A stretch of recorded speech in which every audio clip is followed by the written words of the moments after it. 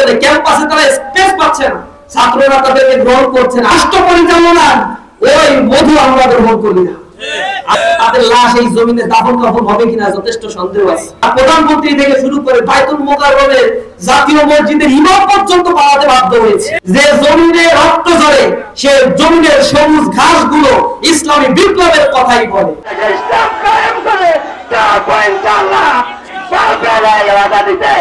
একানব্বই থেকে 96 সাল পর্যন্ত এই 5 বছর 51 জন ভাই ইসলামী ছাত্র শিবিরে শাহাদাত বরণ করেছে।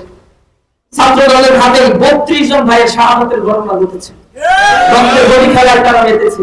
এখন আপনারা দেখছেন নিজেদের আন্তঃকন্দলে ক্যাম্পাসে তারা স্পেস পাচ্ছে না, ছাত্ররা তাদেরকে গ্রহণ করছে না। আন্তঃকন্দলে এখন পর্যন্ত 5 থেকে 6 জন তারা মারা গিয়েছে।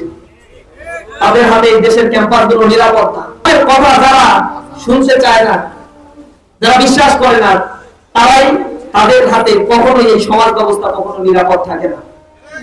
এই স্বৈরাচারকে বাংলাদেশের মাটি থেকে যখন বিতাড়িত করলো, তাদেরকে পরবর্তীতে আমার আওয়ামী ফ্যাসিবাদ পুনর্বাসন করেছে। যে পরিণতি স্বৈরাচারের হয়েছে তার করুণ পরিণতি তার চাইতে বেশি হয়েছে এই ফ্যাসিবাদের। তাদের লাশ এই জমিনে দাফন কাফন হবে কিনা যথেষ্ট সন্দেহ আছে। আমাদেরকে তো তারা এখানে মেরেছে বলে মনে করেছে যে এদেরকে শেষ করে দিব, লাশ পাকিস্তানে পাঠাবো, অমুক জায়গায় পাঠাবো, থাকতে দেব না, কত হুঙ্কার। আজকে তারা প্রধানমন্ত্রী থেকে শুরু করে বাইতুল মোকাররমের জাতীয় মসজিদের ইমাম পর্যন্ত পাওয়াতে বাধ্য হয়েছে। কত অপকর্ম করলে একটা ইউনিয়ন পরিষদের মেম্বার পর্যন্ত পাওয়াতে হয়। আস্তানায় জনগণের উপরে লুটপাট করে crore crore billion billion dollar তারা এই দেশ থেকে পাচার করেছে। এই 5 আগস্টে কারা বাড়িয়েছে? এই জমিনে যাদের লাশ দাফন করতে দিনে বলেছে, যাদেরকে তারা হত্যা করেছে, সেই অধ্যাপক গোলাম আজম, সেই গোলাম আজম রহিমাহুল্লাহ, তিনি যখন কারাগারে মৃত্যুবরণ করলেন, তার জানাজায় বাইতুল মোকাররমে জাতীয় মসজিদে লক্ষ লক্ষ মানুষের সমাগম হয়েছে। ঢাকার ইতিহাস সাক্ষী দেয়, সেখানে যারা জানাজায় উপস্থিত ছিল তারা বলেছে এত বড় জানাজা আমি না দেখি নাই। আল্লামা জামাল হোসেন সাইদির শাহাদাতের পরে, মৃত্যুবরণ করার পরে ঢাকায় কত নির্যাতন করেছে, গুলি ছড়েছে, জানাজা পড়তে দেয় নাই, তার বাড়িতে সেখানে রেস্ট্রিকশন দিয়েছে, প্রথমে গ্রেফতার করেছে। এর পরেও লক্ষ লক্ষ মানুষের জনস্রোত তারা প্রতিরোধ করতে পারে নাই। মানুষ ভালোবাসে কোরআনের কারণে, তারা যতই ব্লেম দেখতে কেন, এটা তাদের মজ্জাগত। আবু জেহেল, আবু লাহাব, উতবা, শাইবা, ওয়ালিদ ইবনে মুগীরা, কারুন, ফিরআউন, হামান, সাদ্দামের উত্তরসূরিদের সুন্নাত একই। তারা পূর্বে যেভাবে নবী রাসূলকে কতল করেছে, যুগে যুগে তারা ইসলামের কথা, ইসলামের আওয়াজকে বুলন্দ যারা করে তাদের স্তব্ধ করে দেওয়ার জন্য এই হত্যার রাস্তায় তারা বেছে নেয়। কিন্তু এতে আমরা শক্তি অর্জন করি। টানা 7মবারের মতো বেস্ট টিস্যু পেপার ব্র্যান্ড হিসেবে স্বীকৃতি পেয়েছে বসুন্ধরা টিস্যু। যে জমিনে রক্ত ঝরে সে জমিনের সবুজ ঘাসগুলো ইসলামী বিপ্লবের কথাই বলে। ইতিহাস সাক্ষ্য দেয় যে জমিনগুলো রক্তে সিক্ত হয়েছে, আল্লাহ সুবহানাহু ওয়া তাআলা সেই জমিনে কোরআনের আওয়াজকে আরো বেশি বুলন্দ করেছে। সুতরাং আমরা তাতে হতাশ না, আমাদের জন্মগ্রহণ করি, এই আন্দোলন করি, আমরা জেনেই নেই আমরা মৃত্যুবরণ করা, শাহাদাতের নজরা পেশ করার জন্য এই আন্দোলন আমরা করে থাকি। আমরা এই আন্দোলন করে কোনো উৎকুচ গ্রহণ করি না।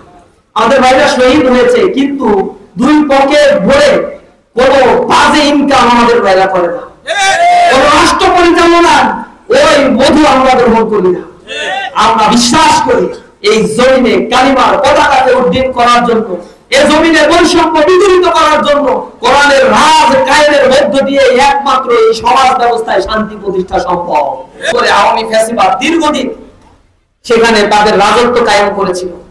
এই আওয়ামী লীগ, ছাত্রলীগ, গুন্ডা বাহিনী নিষিদ্ধ এই সংগঠনটি ভিন্ন মত পোষণ করলে আবরার ফাহাদের মতো পিটিয়ে পিটিয়ে দিনে দুপুরে রাতের বেলায় গভীর অন্ধকারে ডেকে ডেকে নিয়ে নির্যাতন করতো সাধারণ ছাত্রদেরকে। আমরা দেখেছি হলগুলোতে সিট বরাদ্দ হতো দলীয়করণের মাধ্যমে, দল না করলে কোনো সিট পাওয়া সম্ভব ছিল না। 5 আগস্টের পরে আমরা বলেছি মার্কেট প্লেস হবে, মার্কেট প্লেস অফ ভ্যালুস হবে ক্যাম্পাসগুলো। প্রতিটি ক্যাম্পাসে ছাত্ররা মেধার ভিত্তিতে হলের সিটগুলো ভর্তিতে হবে, সিট পাবে। ইসলামী ছাত্র শিবির বারবার বলছে প্রতিটি ক্যাম্পাসে শিক্ষার সুষ্ঠু পরিবেশ থাকতে হবে। শিক্ষা সংস্কার প্রস্তাবনার কথা বারবার আমরা বলছি। এত কমিশন গঠন করা হয়, নারী কমিশন, দাবি জনগণের তীব্র দাবি না থাকলেও বিতর্কিত নারী কমিশন তৈরি করে দেশের মধ্যে আলাদা বিভাজন তৈরি করা হয়েছে।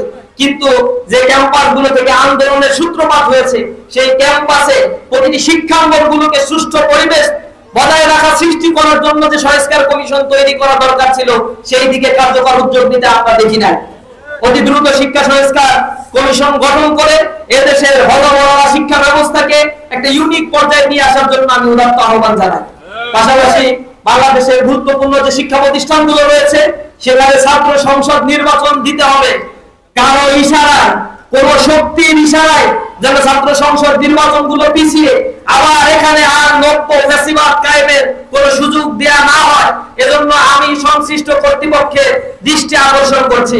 আমরা আশা করি প্রতিটি ক্যাম্পাসে ছাত্ররা তাদের প্রতিনিধিত্ব নির্বাচন করবে, ক্যাম্পাসগুলো তাদের প্রতিনিধি নির্বাচনের মধ্য দিয়ে ছাত্রদের দাবি দেওয়া আদায় এবং ক্যাম্পাসের সুষ্ঠু সুন্দর একটি পরিবেশ বজায়ের ক্ষেত্রে এটা গুরুত্বপূর্ণ ভূমিকা রাখবে ইনশাআল্লাহ।